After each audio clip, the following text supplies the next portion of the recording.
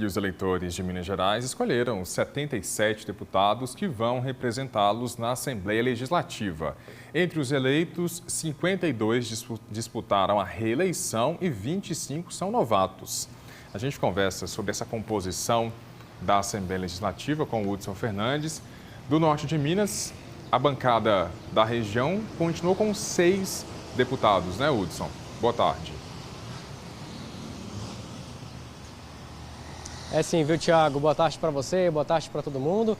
Esses 6 aí que vão representar nossa região lá na Assembleia Legislativa, na capital Belo Horizonte. Eu vou destacar alguns aqui para vocês, como o Arley Santiago, que teve mais de 100 mil votos. Também o Tadeuzinho, do MDB, que teve aproximadamente 96 mil votos. Gil Pereira, do PSD, que teve aproximadamente 88 mil votos. Leninha, do PT, que teve 65 mil votos. Todos esses candidatos tentando a reeleição e são aqui da cidade de Montes Claros. Destaque também para o Oscar Teixeira, lá de Mato Verde, né, da região da Serra Geral, que também vai nos representar.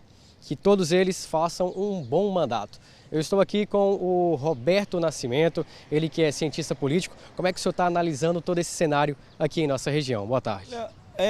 Montes Claros e a região norte de Minas confirmam o seu poder de voto, né? Então, há uma preocupação e há uma identificação com a região. Isso é muito interessante e importante porque no momento em que a população se preocupa em trazer os seus candidatos focados na região para representar na Assembleia Legislativa, demonstram claramente que se preocupam com a representatividade local. Isso é muito interessante. E o curioso é o caso lá de Mato Verde com Oscar, porque também é algo novo, ou seja, o nosso foco de abrangência está aumentando um pouco. Ao mesmo tempo, tem algo que chama a atenção, é a manutenção dos mesmos políticos, né? Por exemplo, Arley Santiago, né? O próprio Tadeuzinho, que é novo, mas já está aí, já praticamente na sua terceira legislatura, foca a importância de que quando o político mantém a sua base, mantém a relação com a sua base, ele tende a se manter no poder, tende a se manter sendo reeleito. É o caso também de Gil Pereira, a própria Leninha, né? Esse processo tem se confirmado. Nós produzimos uma reportagem para mostrar para você de casa como é que vai ficar esse cenário, né, de uma maneira geral por todo o estado. Vamos conferir então? 5 dígitos e pronto. O mineiro escolheu os políticos que irão ocupar uma cadeira no Legislativo a partir do ano que vem. Não tem segundo turno para deputado estadual. Nos próximos 4 anos, antigos conhecidos e novatos vão ser os responsáveis por debater, fiscalizar e decidir sobre assuntos que podem definir o futuro do Estado. A eleição para uma vaga aqui na Assembleia Legislativa foi a mais concorrida entre os 5 cargos que estavam em disputa.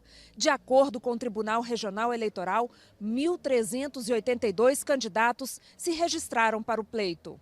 Dos 77 eleitos, 25 são novos nomes.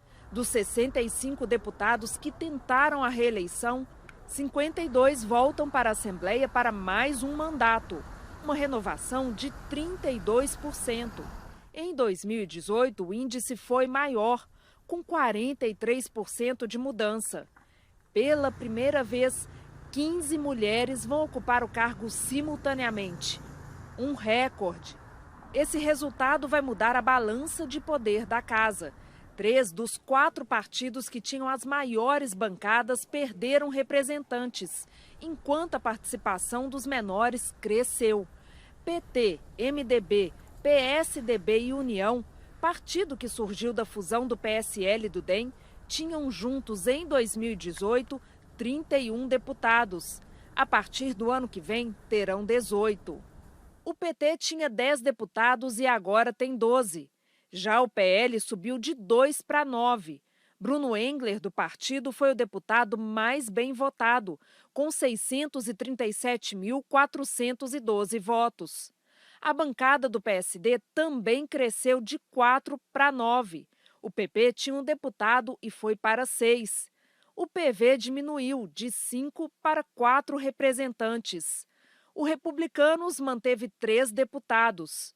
Já a União tinha 7 deputados e agora tem 3. O Avante segue com 3 cadeiras. O mesmo aconteceu com o PSC e com o Patriota, que mantiveram 3 representantes cada.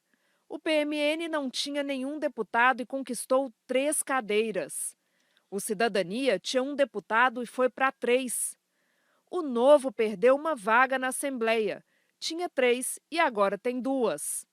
O PDT manteve os 2 deputados. O MDB tinha 7 cadeiras e diminuiu para 2. A Rede subiu de 1 para 2. O PSDB perdeu muitos representantes. Tinha 7 deputados e foi para 1. O PSB tinha 1 deputado em 2018 e manteve o número. O mesmo aconteceu com o PROS, com o DC, o PSOL e o PCdoB. O Podemos tinha 5 e agora tem 1. E o Solidariedade tinha 2 e agora tem 1. O PTB tinha 3 deputados e agora não tem nenhum. E o PRTB tinha 1 deputado e não conseguiu eleger ninguém. O PT elegeu Beatriz Cerqueira, Ulisses Gomes, Cristiano Silveira, Dr. Jean Freire, Marquinhos Lemos, Leninha, Betão, Andréia de Jesus, Macaé Evaristo, Luizinho, Ricardo Campos, Leleco Pimentel.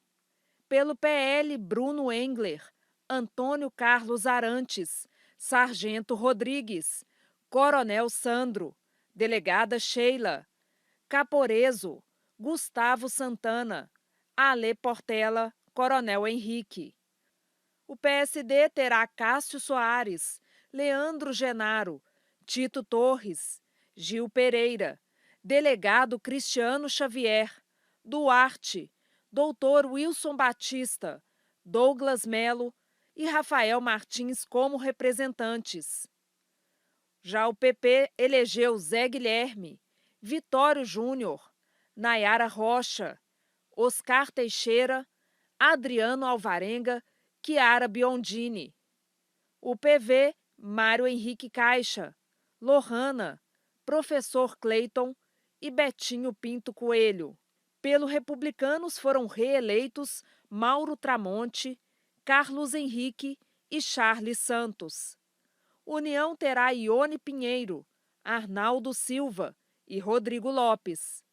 Os deputados do Avante serão Arlen Santiago, Fábio Avelar e Binda Ambulância. E do PSC, Noraldino Júnior, Eduardo Azevedo, Marli Ribeiro. O Patriota reelegeu Dorgal Andrada, Dr. Paulo e Roberto Andrade. Pelo PMN serão deputados Gustavo Valadares, Enes Cândido, Grego. Pelo Cidadania, Bosco, Raul Belém e João Vitor Xavier. O Novo vai ter Dr. Maurício e Zé Laviola. O PDT, Tiago Cota e Alencar da Silveira Júnior. O MDB, Tadeuzinho e João Magalhães. Rede vai contar com Lucas Lasmar e Ana Paula Siqueira. O PSDB vai ter Leonídio Bolsas. O PSB, Neilando Pimenta. O PROS, Elismar Prado. O DC, Maria Clara Marra. E o Podemos vem com Lude Falcão. Já o PSOL elegeu Bela Gonçalves. O PCdoB, Celinho do Sintrocel. E o Solidariedade, Professor Wendel Mesquita. Por isso, então, é muito importante que cada eleitor, vote em representantes da região. Pois é, vou conversar mais uma vez aqui com o Roberto Nascimento. Qual que é o olhar que esses candidatos que foram eleitos precisam ter aqui para a nossa região, lá em Belo Horizonte, na Assembleia Legislativa? Olha, algo muito interessante é que aquele candidato que a gente chama de candidato paraquedas, que é aquele que só cai aqui na época de eleição, ele está sumindo, esse processo está acabando, isso é muito importante. Então, está se mantendo a bancada do Norte na Assembleia. E o que é importante de você ter alguém ligado à sua região é que você pode encontrar pessoalmente ali com o seu candidato, com o deputado. Quantas vezes você encontra ali com o Arlen Santiago? Ontem mesmo eu encontrei com o Arlen Santiago na fila de votação. Isso é coisa muito importante. Você pode chegar a ele e pedir a interlocução dele junto ao governo do estado. Esse é o papel mais importante do deputado, porque, embora ele não tenha o poder de executar ele pode ser interlocução direta, criando leis, fiscalizando e trazendo emendas para a região. É importante destacar que não é só para Montes Claros. Montes Claros não é o norte de Minas, é o norte de Minas inteiro. Então, esses deputados estaduais eleitos representam todo o norte de Minas em Belo Horizonte, na Assembleia e junto ao governo estadual. Portanto, é papel desses deputados manterem com a população a interlocução, o diálogo mesmo, você poder encontrar o deputado e falar, olha, isso aqui está precisando da minha cidade, isso aqui está precisando do meu local, uma questão de saúde, de educação. Então, eu acho muito importante e acho muito válido a diminuição do candidato paraquedas e valorizando o local, o norte de Minas, o que é importante se destacar, claro. Vamos falar então agora sobre os deputados federais, né? A Justiça Eleitoral, ela usa um quociente eleitoral, né? Que é como que a Justiça Eleitoral soma esses votos que esses candidatos tiveram aí para que eles sejam representantes aí de cada estado lá na Câmara Federal. Nós produzimos uma reportagem então para mostrar para você de casa como que ficou o estado de Minas Gerais lá em Brasília. A escolha era a primeira na ordem de votação e foi feita entre 1.103 candidatos. Os 4 números apertados definiram os nomes dos 53 deputados federais de Minas Gerais que assumem a partir do ano que vem. A apuração completa das urnas foi concluída quase 1h da manhã. Só aí foi possível saber a nova composição da bancada mineira. São os votos válidos que determinam a quantidade de votos que cada partido precisa alcançar para conquistar uma cadeira na Câmara dos Deputados. É o chamado quociente eleitoral. Nele, o total de votos válidos é dividido pelo número de vagas que cada estado tem na Câmara. Nesta eleição, foram 11.181.098 votos válidos para o cargo de deputado federal em Minas. Temos que pegar este número e dividir por 53 cadeiras, em disputa no Congresso. Isso dá 210.974 votos necessários para um partido eleger um deputado. O PL ficou com a maior bancada, elegendo 11 deputados. Em 2018 foi um. Nicolas Ferreira foi o mais votado da história de Minas. Ele recebeu quase 1,5 milhão de votos. Também foram eleitos Zé Vitor, Emidinho Madeira, Domingos Sávio, Maurício do Vôlei, Eros Biondini, Samuel Viana, Júnior Amaral, Lincoln Portela, Marcelo Álvaro Antônio e Gláucia Santiago. O PT elegeu 10 deputados. Reginaldo Lopes foi o mais votado. Foram eleitos também Rogério Correia, Paulo Guedes, Odair Cunha, Patrus Ananias, Dandara, Padre João, Miguel Ângelo, Leonardo Monteiro e Ana Pimentel. O Avante elegeu 5 deputados. Na última eleição foram 3. André Janones recebeu mais votos no partido. Os outros eleitos foram Grace Elias, Luiz Tibé, Bruno Farias e delegada Ione Barbosa. O PSD conseguiu 4 cadeiras. Em 2018 foram 3. Diego Andrade foi o mais votado do partido. Também conseguiram se eleger Misael Varela, Stefano Aguiar e Luiz Fernando. O União Brasil conquistou 3 lugares na Câmara. 4 anos atrás foram 7 cadeiras. Este partido surgiu de uma fusão entre o PSL e o DEM. Rafael Simões foi o mais votado. Se elegeram também Rodrigo de Castro e delegado Marcelo Freitas. O PP também conquistou 3 cadeiras. Em 2018 foram 2. Pinheirinho foi o mais votado. Dimas Fabiano e Ana Paula Junqueira Leão foram eleitos também. 3 também foram eleitos pelo Patriota. Fred Costa foi o mais votado. Se elegeram também Pedro Ayrara e Doutor Frederico. O PDT conseguiu 2 cadeiras, mesma quantidade de 4 anos atrás. Duda Salabert e Doutor Mário Eringer foram os eleitos. O MDB elegeu 2 deputados. Em 2018 foram 4. Hercílio Coelho Diniz e Nilton Cardoso Júnior foram os vencedores.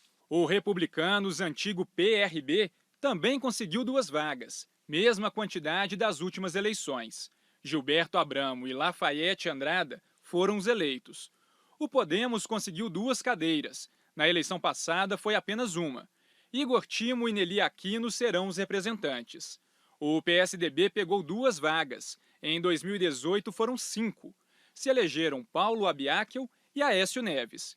O PSC conquistou uma cadeira repetindo o desempenho de 2018.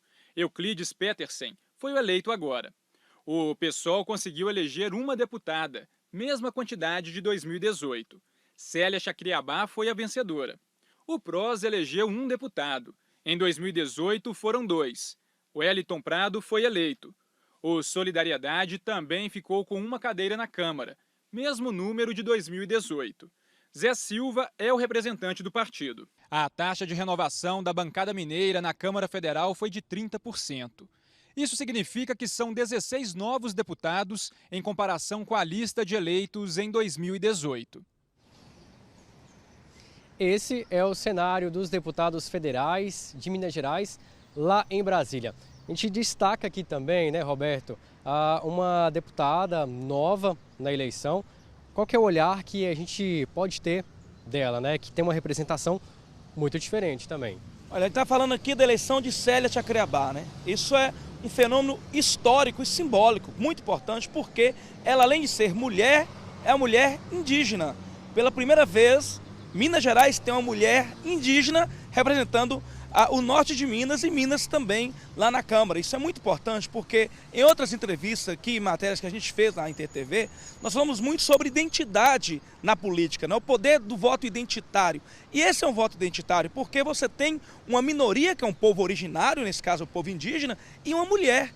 Então eu considero, para mim, foi a maior surpresa e também a maior gratificação, a gratidão em relação aos votos, porque essa eleição dessa mulher é muito simbólica, ela representa muito a tentativa de se proteger esse povo que há tanto tempo é tão sofrido, é tão relegado a segundo plano, e a gente tem alguém na Câmara representando os indígenas, não só de Minas, mas no Brasil, e representando as figuras femininas. Portanto, um voto muito importante, sobretudo pelo seu caráter histórico e pelo seu caráter simbólico. Parabéns, Célia, muito importante.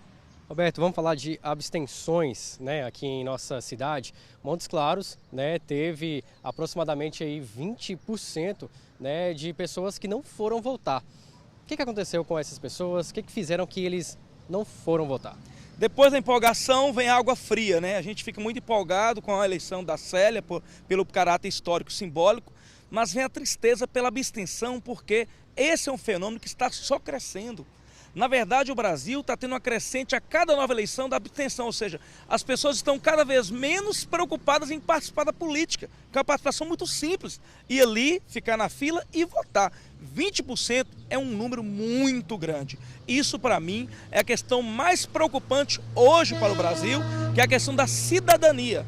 Porque a partir do momento em que as pessoas evitam de votar, elas estão literalmente dando um cheque em branco para que o candidato eleito possa fazer o que quiser com o dinheiro delas. Portanto, vai aí o meu apelo, embora como cientista político eu tenho que ser mais frio, mas nesse ponto eu chamo um apelo para que as pessoas possam mudar isso e agora, dia 30 de outubro, possam participar, seja quem vai votar na direita ou na esquerda, mas tem que haver participação para que depois você possa fazer cobrança, porque quem não vota não tem direito de cobrar. Então, esse número absurdo de 20% deve ser combatido e é dever nosso diminuir isso para que as pessoas possam ser mais cidadãs e possam participar mais do processo decisório da política do Estado, da cidade e do país. Roberto, para a gente finalizar, vamos comentar aqui também, né, governador e também segundo turno para presidente. Como é que está ficando esse cenário? O que a gente pode esperar para os próximos dias aí, né? Voltando à propaganda eleitoral, o que esses candidatos aí à presidência têm a apresentar aos eleitores também? Vamos primeiro para governador. Minas não teve surpresa, né? O governo Zema conseguiu aí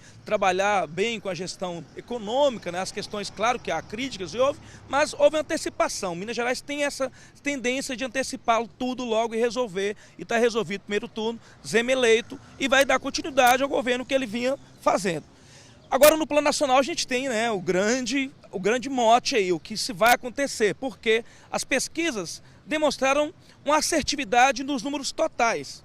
Previa-se 48% a 50% por Lula, foi isso que aconteceu, mas houve um erro, não dá para negar, nos votos do Bolsonaro. Não se esperava que ele tivesse tanto voto. Então, a gente vai ter que ver essas conjunturas aqui para enxergar o que se espera para o dia 30 de outubro. Mas creio que há uma tendência da manutenção da polarização, mas com paz. É importante ressaltar que houve paz na eleição. Houve paz e é o que a gente espera, né? Paz para esse segundo turno. É isso, Thiago. A gente fez um panorama aí da nossa região e também, né, com os candidatos à presidência do Brasil. São essas as informações e eu volto com você. Obrigado, Hudson. Roberto também, tá? Bom trabalho.